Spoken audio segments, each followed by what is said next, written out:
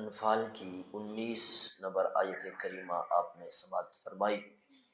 اللہ رب العزت نے ارشاد فرمایا، ان تستفتحوا فقد جاءکم الفتح۔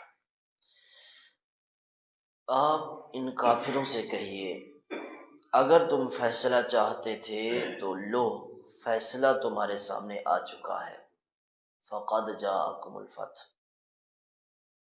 وَإِن تَنْتَهُوا فَهُوَ خَيْرٌ لَكُمْ، اور اگر تم کفر اور شرک سے باز آ جاؤ تو یہ تمہارے لیے بہت بہتر ہے، اچھا ہے، اسلام میں آ جاؤ، کفر کو چھوڑ دو۔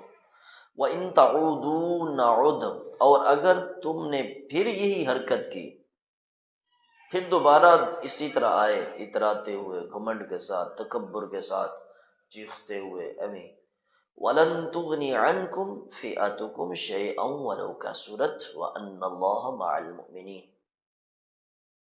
تو پھر ہم تمہیں سزا دیں گے۔ اگر دوبارہ اسی طرح لوٹے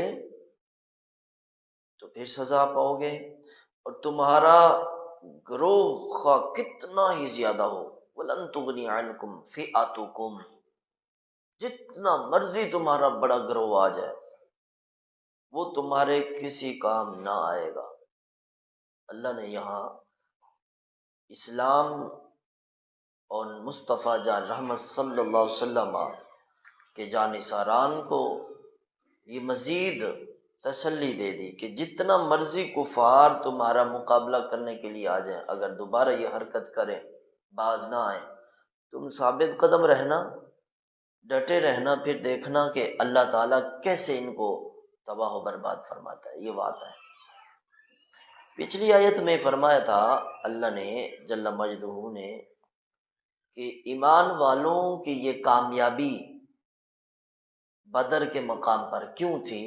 وَلِيُبْلِيَ الْمُؤْمِنِينَ مِنْهُ بَلَاءً حَسَنًا، وہ اس لیے تھی تاکہ وہ مومنوں کو اچھی آزمائش کے ساتھ گزارے۔